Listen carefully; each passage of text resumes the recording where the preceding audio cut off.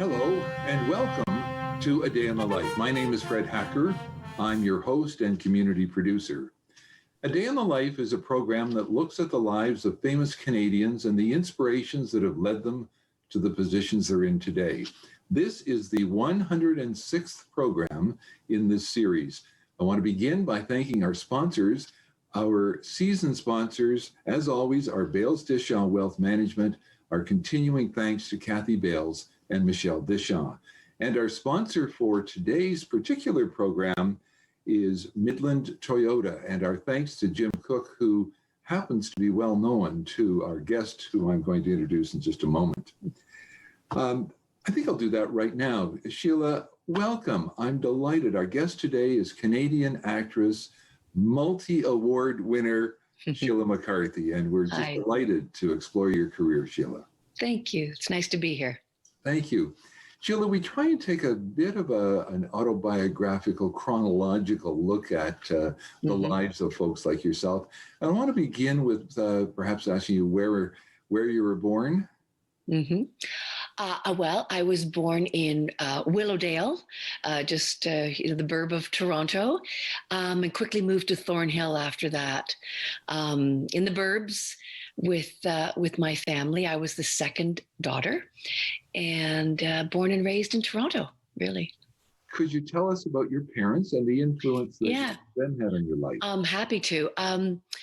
My mom and dad were not in the arts at all. Dad was a radiologist, and my mom was an occupational therapist. They raised four kids, and I was the second born.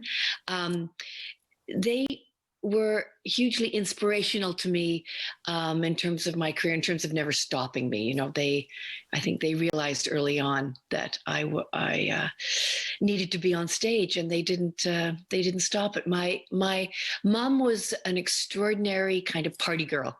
She scrambled eggs with Danny Kaye at one of the Toronto Argonaut parties.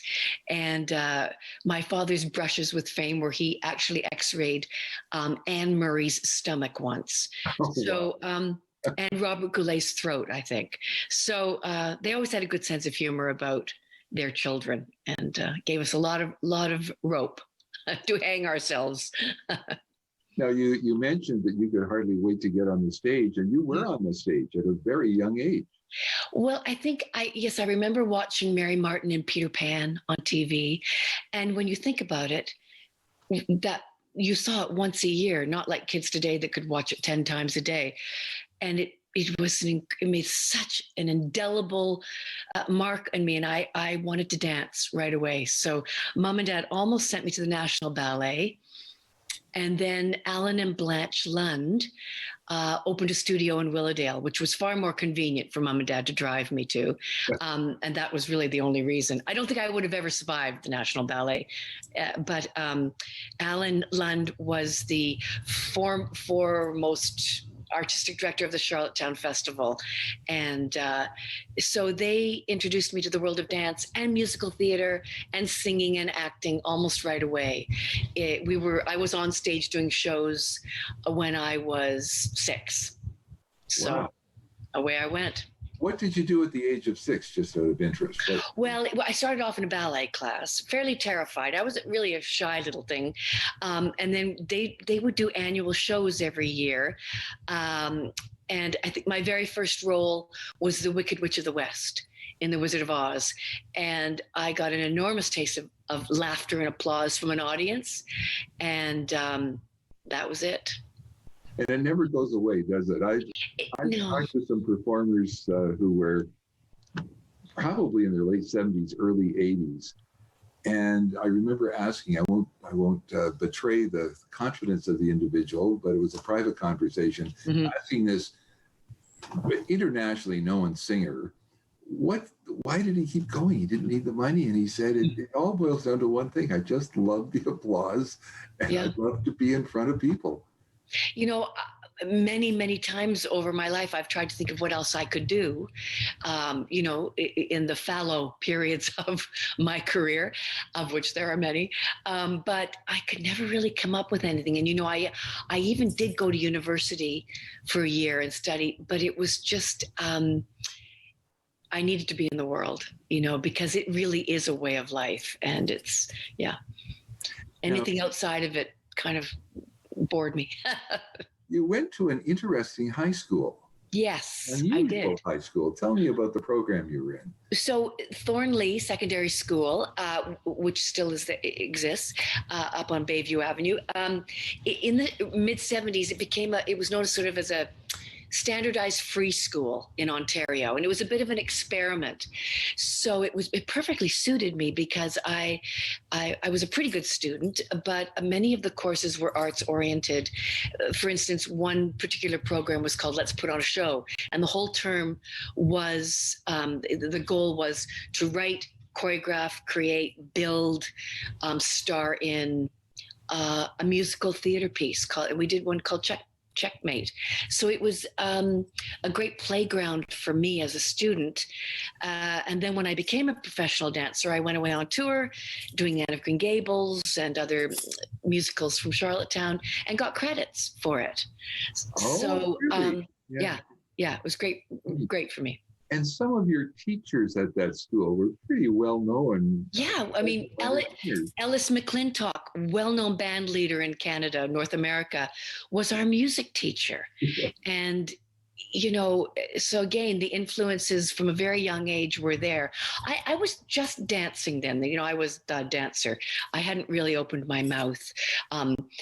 Dave Nairn, who's been running the Orangeville Theatre for, I think, almost 30 years, was a little bit ahead of me. And he was the actor. I can still see him doing Thomas Cromwell.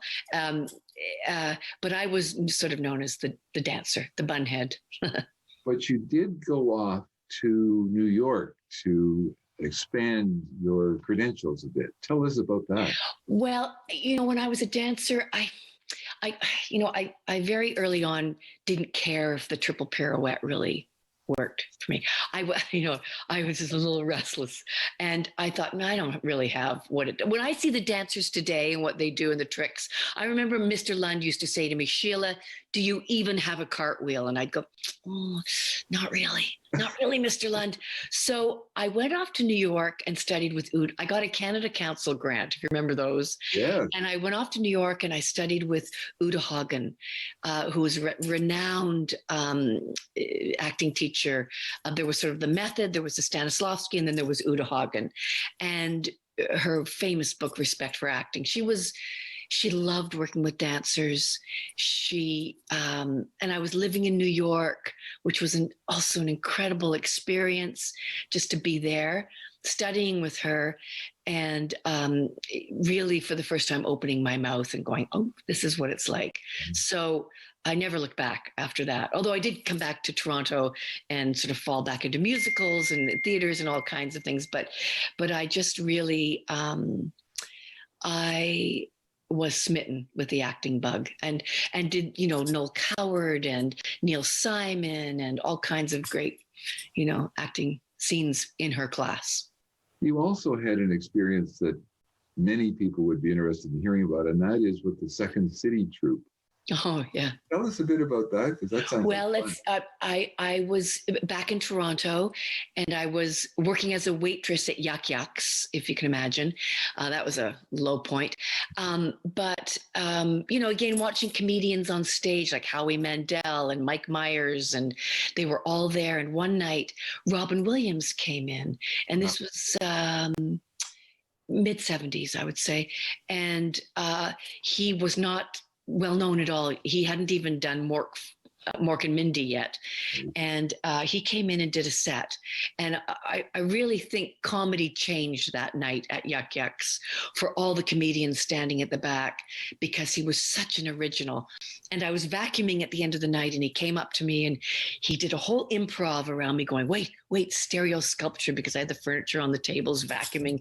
And I said, it's really nice to meet you. I know who you are because I saw you in an episode of Happy Days, and I'm doing Second City classes. Why don't you come with me?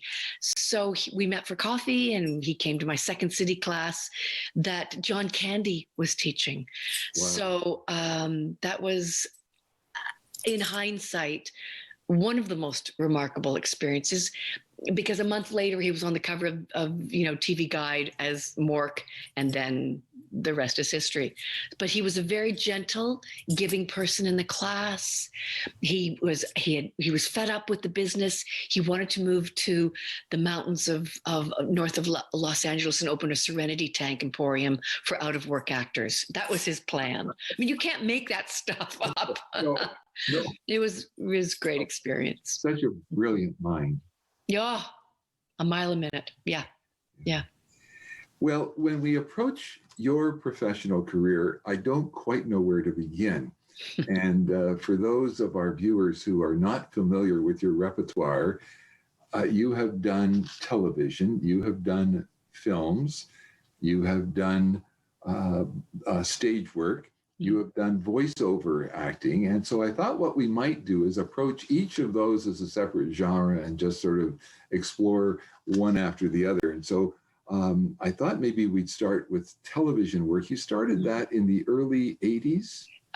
Yes, I think so. I mean, up until that point, I had been mostly a stage actress.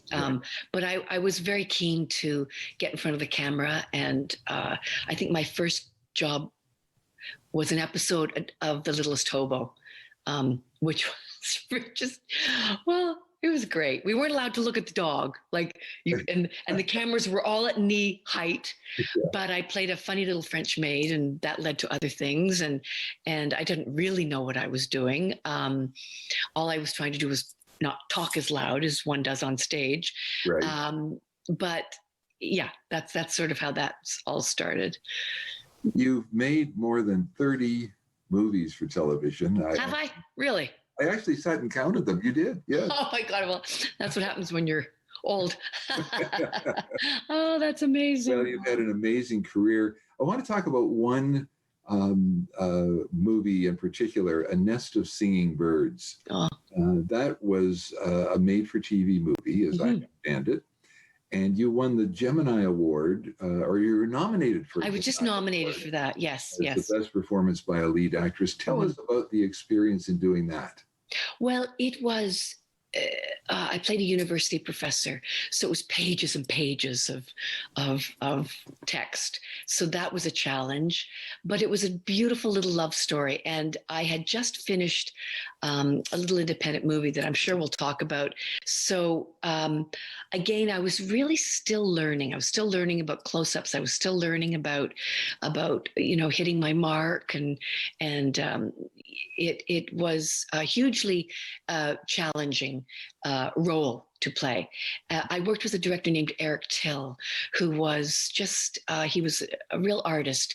And he loved to say at the end of every take, "No, I didn't hear the music." And he was a real classical music buff. And he said, "Nope, I did not hear that concerto. I did not hear that etude. Do it again." And he was very demanding. And, I was learning on my feet. So, and it was a really big part. So, it was trial by fire. But it was a beautiful experience. And I must say that the year that I was nominated for that, just as a quick sidebar, I was hosting the Gemini Awards, and Megan Follows was up for Anne of Green Gables, and I was up for A Nest of Singing Birds. And we had it all planned that if I won, I would accept. But if she won, she would get up, and then backstage I would try and steal the Gemini from her, which she wasn't very happy about me doing that, but I thought it was funny. But it was, again, a great playground, great part. Yeah. Now, I'm going to skip ahead a little, and this isn't chronological, but I wanted to talk about the episode of Orphan Black that you did in 2015, because that's really special when we find out who produced that. Well, yes. It's funny. My daughter, Mackenzie Donaldson, produced Orphan Black. She started out as a gopher getting people coffee in the writer's room, but she's a bossy little boots, and she worked her way up in 6 years to being a full-on producer. So when I auditioned for that, she left the room. But I did have a bit of an inside track. She said, "This is what they're looking for, Mom." So that was helpful. But I still had to sing for my supper to get that. And honestly, working with Tatiana Maslany, the lead of that series, was amazing. She's just, talk about artists. She's the real deal. So it was a really fun, wonderful part, and a great show to be a part of. I want to just mention one more made-for-TV movie, and that's one you did last year, The Umbrella Academy. Oh, yes. Tell us about your experience there. Well, my goodness. Umbrella Academy came up. I remember auditioning for it thinking, oh, this is a good little part, but they won't cast me because I knew that the boyfriend in the part was 30 and I was, 62. And I thought, wow, that's not going to happen. And then it did. And I got to work with Mary J. Blige, rock star, Cameron Britton from the incredible series Mindhunter, and a host of other, Colin Feore was in it, a fellow actor who was in Nest of Singing Birds with me. And we've been in Stratford together. It was just an incredible experience. And I said to the producers, so are you going to comment on the age difference of us? And they went, no, not at all. And I went, okay, bring it on. This is great. Oh, that's and, fun. It was a huge Netflix hit. Yes. That is, sort of reverberated around the world. And, it was just everybody from the very top. They were wonderful people. It was great. Really fun. It's great. I want to turn for a moment to the more than 30 appearances you made in TV series as well. And I stopped counting at 30 because I thought we've already touched on that number. 1988, that was shortly after A Nest of Singing Birds, you did something called Mount Royal. Oh my goodness. You're reminding me of things that I was 9 months pregnant when I did that. Were you really? Yes. I remember I squeezed in that job, went home and had a baby, like in Montreal. I'm surprised they even let me on the plane. I must have hidden my pregnancy. But you were nominated for a Gemini for that role as well. Was I? Yes. Really? Yes. Okay. Really. Yeah, it says so. You're telling me things I don't even remember. For those of our viewers who are interested in television series, and I know we can't talk about all of them, but you did Street Legal. You did an episode of that. You did 13 episodes of Rupert. You did voices in that. Yeah. 4 episodes of Picket Fences. And in the mid-90s, you seem to have something going with Anne of Green Gables. You did the Road to Avonlea. I did the very last episode with Eugene Levy. We played a vaudeville couple. At the end of our rope, he's lost his confidence, so we go to Avonlea to regain his inspiration on the stage. Oh my goodness, it was so much fun. Working with Eugene was dreamy. Where was that filmed? North, Unionville. They had sets, Uxbridge in that area. Okay, and there was a bit of a hue and cry about the fact that it wasn't being shot in PEI proper, because I did do a series in PEI, Lucy Maud Montgomery series, and they thought that was only right and proper that Lucy Maud Montgomery work be set. Yes. On Prince Edward Island. Yeah, I was on that set. It was between Claremont and Uxbridge, out in the middle of the countryside. Yeah. Fun. Mm-hmm. You then did, between 98 and 2000, 48 episodes of Emily of New Moon. Yes. And you won a Gemini for Best Performance in 98 and nominated again in 99 for your performance in that. Tell us what that show was about. So Emily of New Moon were a darker, later book written by Lucy Maud Montgomery after the Anne of Green Gables series.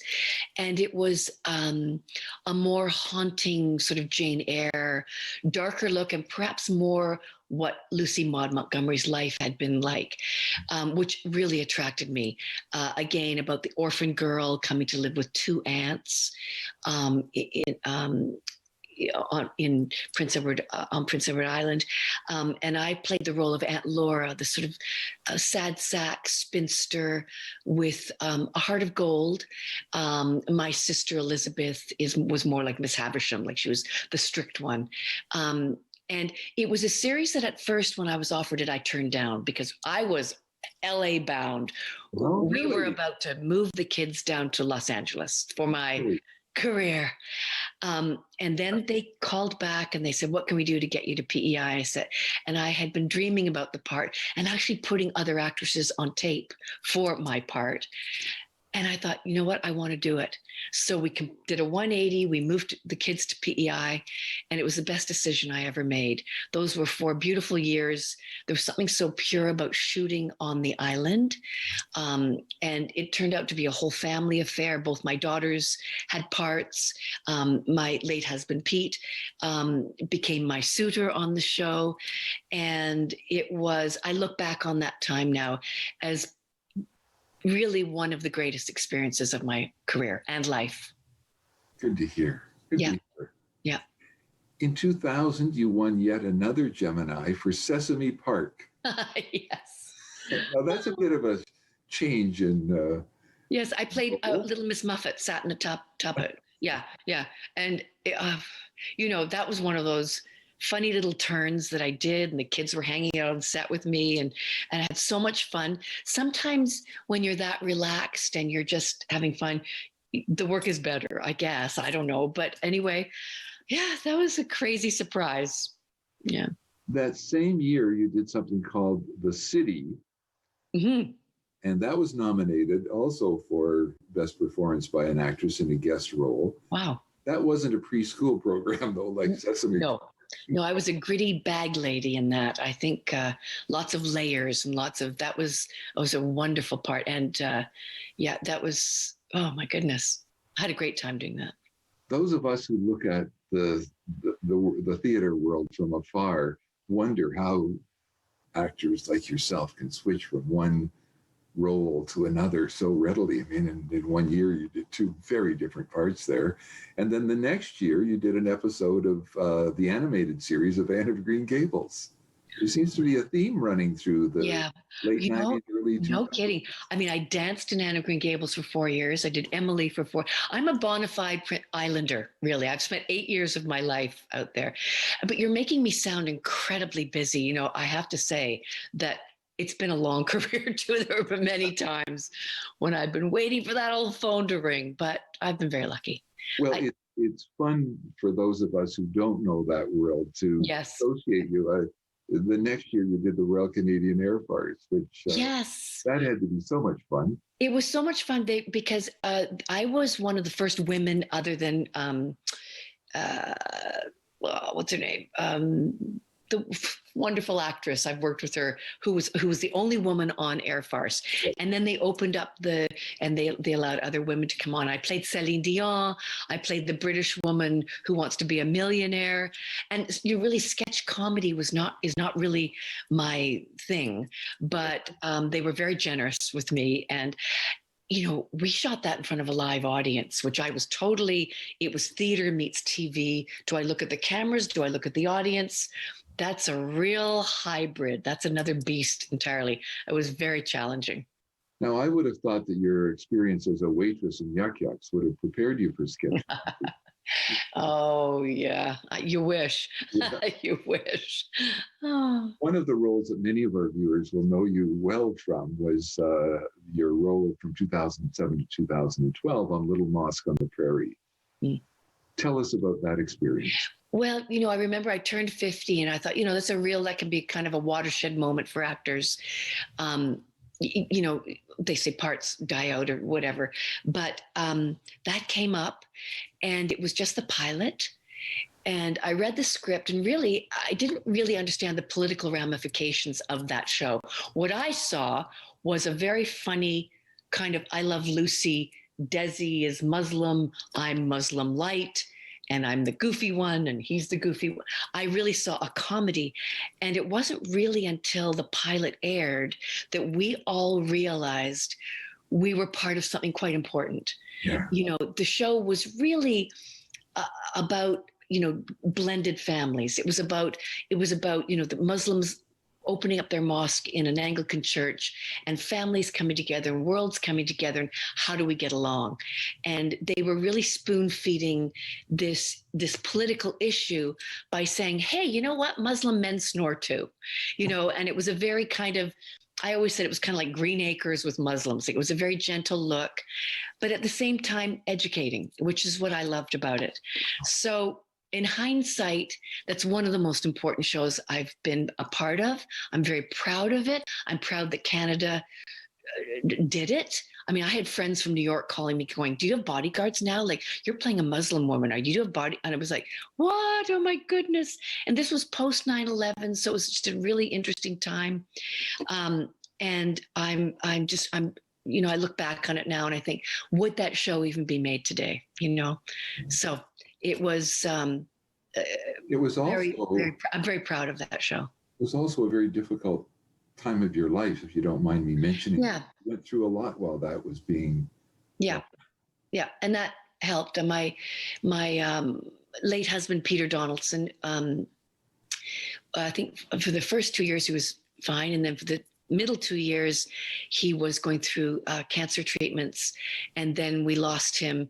And then the final season of Mosque, I was widowed and carried on. And honestly, I have to say that show really helped me. I think it helped me focus and get through that difficult time. Yeah. Thank you for sharing that with us, because people may not understand that there's a lot of real living going on at the same time as people are playing parts on a screen. Well, I had so much support on set too. Everybody was very aware. Pete had been on the show when he was ill. He had played a minister, and he right up to the very end was still doing television, doing theater, and so highly respected. So I had a lot of support. Yeah. You did the Murdoch Mystery Series. You did the Nurses TV series. You did Star Trek Discovery. Yes. Fascinating mix of parts. Now, I mentioned you did 30 plus made for TV movies, 30 plus TV series, and 30 plus movie roles in film. And I want to move to that, if we may. In 1987, you did I've Heard the Mermaids Singing, and I know that was special for you. Well, yes, that really my life turned around when that movie happened. And I have to tell you that I didn't really want to do it. I didn't want to audition for it. I had just lost a big American series called V.H. Adderley, and I was not used to, I thought, you audition, you get it. And so I was my agent said, well, this is a small Canadian movie. They want to see you on Saturday morning. You have to drive in from Stratford. I went in kind of kicking and screaming. I think I auditioned 4 times. And by the time the 4th audition came around, I said to the director, Patricia Rosema, you have to give me this part. This part, you wrote this part for me. Unbeknownst to you, this is my part. And I don't think I've ever done that before since. And she did. And that movie, I mean, really, when I was making it, I thought nobody will see this movie. It's a tiny little movie. It was shot for less than $200,000. I think, wow. I mean, I did craft service. It was 18 overnight shooting nights of hell when I was just going, get me back to the theater. What is this? Like, I just want to go to sleep. And then the movie opened, and it went to the Cannes Film Festival in the Canadian Fortnight. And my life exploded. Like, it was, I was a big, huge movie star then. And I thought that would I thought it would continue forever. But I relished in it because, I was 30, I wasn't 21. So, I was ready for it. And you wanted Genie. Yes. As Best Actress. I wanted Genie when my daughter was 8 days old. Mackenzie was 8 days old, and they gave me a baby Genie too. I know, it was so sweet. We still have it. And in addition to its popularity, it really got a lot of critical acclaim too. Mhm. Highly regarded. So Yes, I think one of the critics in New York said if Woody Allen had a daughter with Goldie Hawn, it would be Sheila McCarthy. And I'm going, well, okay, I'll take that as a compliment. Well, it was a quirky. The thing about that character of Polly was that she was a quintessential underdog, at like Walter Mitty, and I think people all around the world identified with that. The little train that could, and that's a universal theme, and that was what the part was all about. So, in 1990, you made a movie called Beautiful Dreamers with Colm Feore, Rip Torn. Yes. It's interesting the people that you've met and played opposite. I'm sure you've done a lot with Colm Feore. Would you tell him I've been trying to get him on this program for 5 years? Oh, I'll tell him right away. Well, once he knows I've been on it, we did nothing else but talk about him. You'll get him. I'll make sure you get it. You'll get it. No, he's a great actor. And it's funny, his dad is a radiologist, my dad. They're both Dermot McCarthy, Dermot Feore. His sister's Sheila Catherine. I'm Sheila Catherine. His youngest brother's Johnny. My youngest brother's Johnny. Yeah. So Colm and I are kind of joined at the hip. Yeah. I know. It's weird. Cool. Yeah. That same year, 1990, you did Die Hard 2. Oh, God. Yes. With Bruce Willis, who's... I did. Yeah. How'd that go? Well, it almost didn't happen. I got the part. And it was like 12 lines, and I had done Mermaids and won the, Canada's equivalent to the Oscar. So I had this big hairy star, and I thought, okay, Die Hard 2, it's a little bit okay, whatever. And then I got called to New York to meet Bruce Willis. So I went to New York in a private plane to meet Bruce Willis. Wow! And I met Bruce Willis, and Demi Moore, his wife at the time, was shooting Ghost, and we met, and I sort of copped familiarity because we had mutual friends in common, and it went very badly, the meeting. I got back to Stratford, and the part was taken out of the movie. So I sat on that for a few days, and I got really mad, and I wrote him a letter to his hotel in New York, never knowing if he would get it. He got the letter, he put the part back in the movie, and he cast me. Wow. So when I'm teaching now, I tell my students, you want something? The only control you have is write a letter, because sometimes it works. Yeah. And the only thing Bruce Willis ever said to me was, I got your effing letter. Yeah. So there you go. It must have been a beauty. I wish I had a copy of it. Yeah, that was the highlight of that. But that movie, oh my goodness, I had no idea as well, that franchise. And every year they bring out another Blu-ray or thing, the residuals come in, and I go, okay. Yeah. Awesome. Yeah. 1992, you did a movie called Bright Angel. Yeah. And you were nominated for the Independent Spirit Award for Best Supporting Female. I don't know the Independent Spirit Awards. What's They've gotten bigger and bigger and bigger. They were it was very it was like a small kind of erudite Oscar, no cameras, but Francis Ford Coppola and Jodie Foster hosted when I went. Okay. So already it was industry respected, and it has since grown and grown and grown. But yes, Bright Angel, I shot that in Billings, Montana, with Dermot Mulrooney and Lily Taylor, and Sam Shepard was in it. It was an amazing cast. And I played Burt Young's wife. Burt Young won the Oscar for Rocky, and we looked like Boris and Natasha, I think. It was a very interesting, dark little movie. Yeah. Really fun. The next year you did The Lotus Eaters, and you won a Genie for that. And then I just had my second daughter, so I was out of my mind. So I don't remember shooting that. Don't remember shooting that movie. You should just keep having kids. You keep I know. Awards. You're right. Yeah. I know, so true. Oh, dear. And then last year, you've mentioned how old you were last year. I won't, but you did. No, I'm very I'm good. I've never been. You made 10 movies last year? Yeah, well, you know what? I never did both. I've never done anything with my face. So now, when I was a little girl, I played the Wicked Witch. Okay. So I was never Debbie next door. Yeah. And now I think this is maybe working for me. Darn old COVID has reared its ugly head. Now that's gone down. But yeah, last year was a great year of, lots of little things, but they add up, and that's good for you. Great fun. Yeah. Good for you. Let's talk now about stage. You mentioned off the top that's really where you got your beginning. Tell us about Really Rosie. Oh, Really Rosie. I tried to get them to do it at Young People's Theatre last year, but they said, no, it's too much about bullying. It was this fabulous little role of Rosie, written based on books by Maurice Sendak. And she's just this bossy thing who rules her corner in Brooklyn. And it's a wonderful show. And I won the Dora Mavor Moore Award.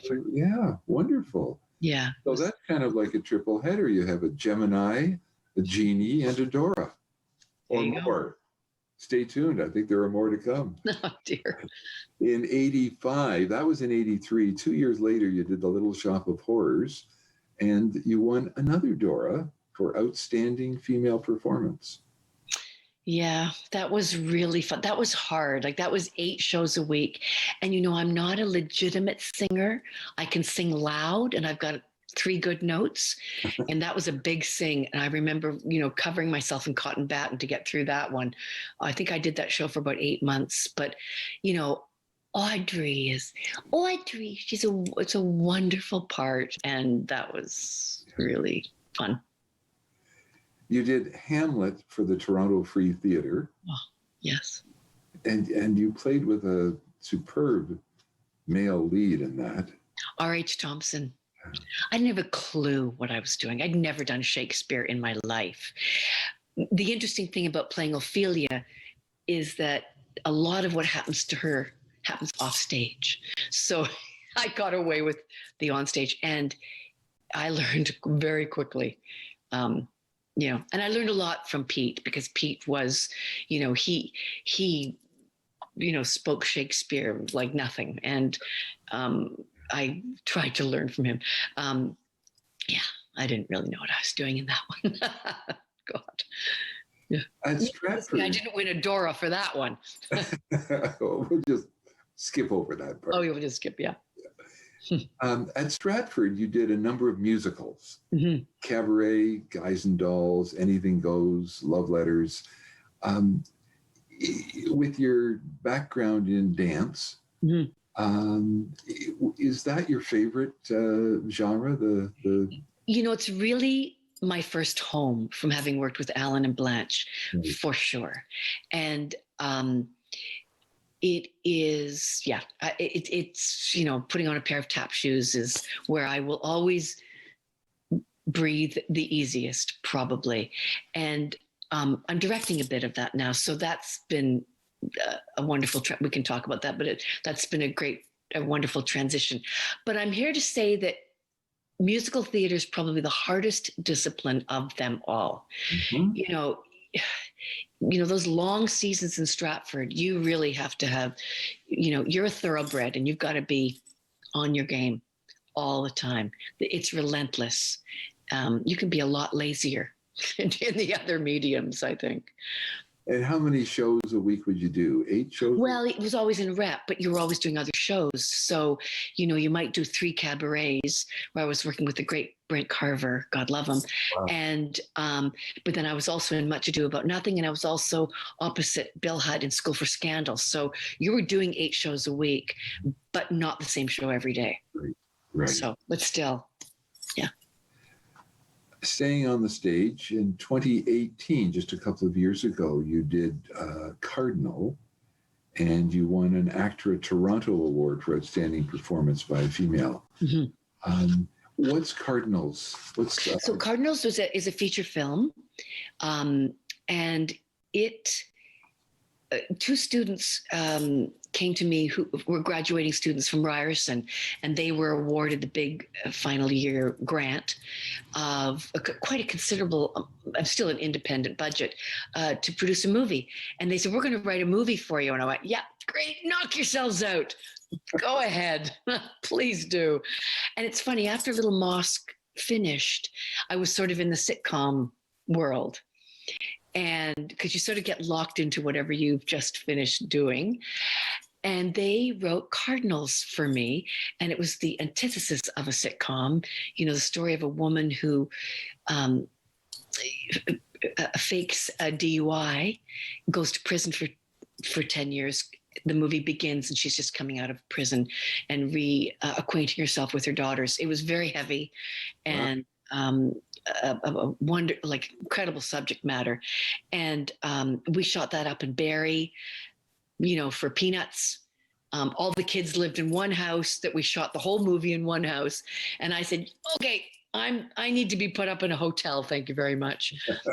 They kindly did that. That was just, I had two directors, two young kids directing me. It was just heavenly. Good. I mentioned earlier that one of the areas that you've done work in is voiceover. Mm-hmm. And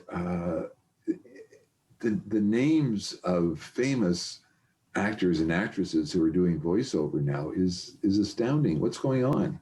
Well, especially now with COVID, because sound studios are very easy to protect people from. It's very easy to distance and all that jazz. So that market of work is huge right now. And as a result of that, of course, everybody wants to do it. So, I know so many actors have set up home studios to do voice work. And it's a hard nut to crack because there are people in the business who just do voice work. And it's, good for them. I have done cartoons and people think, oh, that must be easy, that must be so much fun. It has its own discipline. It's a totally different other beast because it is just voice, and I can't rely on my funny faces and my tap dancing. It's just voice. So it is, again, as I said, it's a very disciplined field, and it's exhausting. I mean, I remember I read Beowulf for CBC Radio. Can you imagine? Oh my goodness! It took, I think, 2 weeks to read that poem, and I remember being really tired at the end of that. All the first of all, the pronunciations, but cartoons are fun. It's a great discipline. It's interesting to me that what's going on behind the mic often can be quite surprising. One of the early guests on this program, we've been doing this program now for 9 years, I guess, and one of the early guests was Harvey Atkin. Oh, wow. He's the king, right? And he'd done 3,000 commercials and voice. Absolutely. Mm-hmm. But he told a very funny story about getting a part to play the part of a black man in New York. And some of the people who were turned down were black. Wow. Like, he was better at the accent they wanted. Amazing. Yeah. Wow. Wow, that wouldn't happen now, but gosh. But it does just speak to what. Well, that's just doing. it. You have no idea who's doing the part behind the. Yeah, no, and it really is fun. And it was a great, those were great gigs for me when I was pregnant, because of course, I could waddle in, do my voices, and waddle home. Nobody saw me. So for the young people who are watching, we should just note that you did Free Willy. Yes. You did Mythic Warriors, Guardians of the Legend. You did The Busy World of Richard Scarry, The Never Ending Story, Roly Poly Oly, Bad Dog, Marvin the Top Dancing Horse. So you've done. For Marvin the Tap Dancing Horse, I played a little pig who never stopped crying. Oh. It was the sweetest part. I've just been playing that sweet thing my whole career. That's great. Now, you mentioned fleetingly, but I want to pursue it, that you're into directing. When did you start directing? Well, I started when I was shooting Little Mosque on the Prairie. That was 4 or 5 months of my life, and there's another 7. And I like to be busy. So I approached the dean at Humber College and said, if you ever need any teachers, please consider me. I'd love to come and teach. And he said, we do have a slot. Could you create a program in comedy? So I with him, we created this program together, and I taught there for 10 years, and it whet my appetite to direct as a result of that. And so then I started, I put the feelers out to Sheridan College, because I thought, well, I better not be working with real actors yet. It might be better for me to work with students for a while. And I've done a couple of musicals out there, Sweet Charity, which I directed and choreographed, and How to Succeed in Business Without Really Trying, and then another brand new musical. And I just loved it. Now, in saying that, the students have to do what you tell them. So it was a great, I call it again, a playground for me to cut my teeth and direct. Right. But I really loved it. And I loved that the focus was not on me. And having been on stage for so many years, I won't say I would never go back on stage again, but I must say I'm so much more rewarded by directing now in my life. Here's the thing about theater. You open a show and then you have to keep doing it over and over.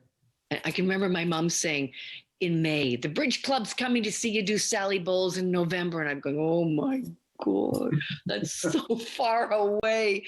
So for me, theater and being on stage now is sort of terror of opening night, boredom. Yeah, yeah. So directing, I get to be in the director's seat, which I'm just loving. And then I get to leave when it opens. So that's been really fun. And the last thing I did was a production of Pinocchio this past Christmas at Young People's Theatre. And it was just a blast. And now COVID has hit. So, you know, theater was the first thing to shut down, and it'll be the last thing to come back, I think. Yeah. What's the reward for a director? The reward is getting pictures in my head. And a lot of actors will say they've never wanted to direct because they don't want to see the whole picture. They just want to see their very focused role. What I love now, maybe it's from musical theater background, is seeing the whole picture and imagining the possibilities and collaborating with designers and wardrobe people and props people and getting their input. And the reward for me is I don't feel any pressure. Okay. I just feel free. Yeah, interesting. Which you don't always feel as an actor. Right. And that is hugely surprising to me. I never thought that I would be able to do that. But I just, you know, there's a lot of tension that comes in our business, and it can be good and it can be bad. Brent Carver used to say to me, Sheila, nerves is just talent trying to get out. And I am enjoying being in the director's chair now more than being in the hot seat up there. What can I say? You were nominated for a Dora as a director as well. Yeah. Wow, what a career. Yeah. You clearly are one of Canada's most accomplished and most decorated actors. 2 Genie Awards, 2 Geminis, a couple of Doras, and numerous nominations. I want to move because time is running. I want to talk about a couple of interests you have. You told me about Megan's Hug. Mm-hmm. What a success story! Megan was a little girl who died of a brain tumor, I think 16 years ago, and since then her mom, Denise Bebenek, she started this hug around Sick Children's Hospital, and that has now grown. And they call us ambassadors to Megan's Hug. So yeah, I do I try to host things and try to further the word, but now we're starting to think about the hug being at other hospitals, which is really exciting because there's a Megan in every city. There's a Megan in every town. And to date, we've raised over $6 million in brain tumor research for that's the single largest cause of death in children. So it has been, it's very near and dear to my heart. And I love being part of this arts committee that, we're sort of always trying to expand the idea and see what we can do next. So we're forging a relationship with Young People's Theatre because, children helping children is an incredible mandate for this cause. So.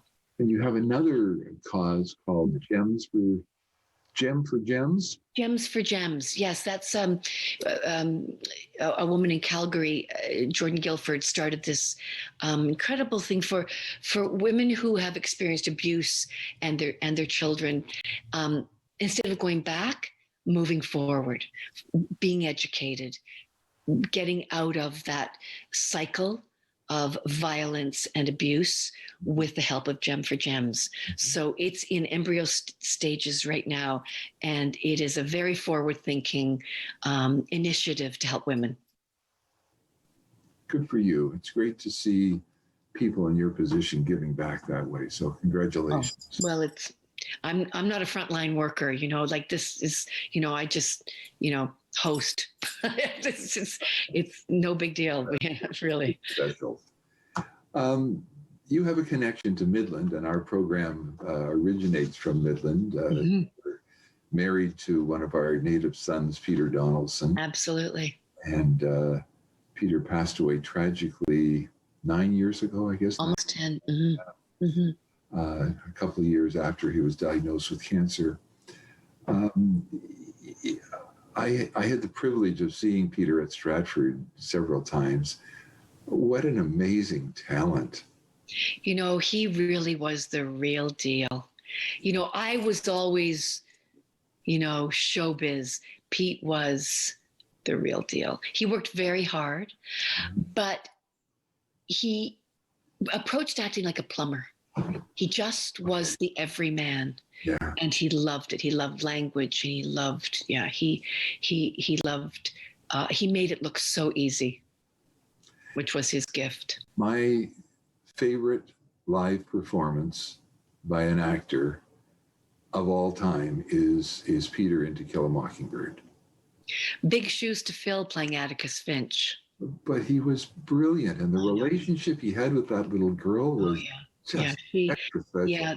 That was one of his finest moments on stage for sure. He just, and as I said, we all have Gregory Peck on our brains, but Pete reinvented that role, and and he loved it. Yeah. Tell us about your daughters. We've mentioned one of them. Well, Mackenzie is big hot producer, with Orphan Black, and now she has produced a series called Snowpiercer, and she's working on a documentary called Biohackers. I said, sweetheart, you now have to keep your mother employed. So there you go. She, as I said, she's quite bossy, but she's a very good producer. She came home from one of her first days of producing and said, I'm so stressed, Mom. And I said, why, sweetheart? And she said, well, Mom, you would not understand. And I went, okay, because I don't understand. My other daughter, Drew, is a beautiful graphic artist and just landed a great job with a startup. They both live in Toronto, so I'm delighted about that. And you've remarried. Yes, I have remarried. Yes. I'm a newlywed. Really? How long ago? Oh, well, we've been married for 3 years. Okay. Well, you're still a newlywed. Yeah. We don't have much time. If I could just say, my new husband is a commercial director. I used to audition for him, and he never cast me. The bum.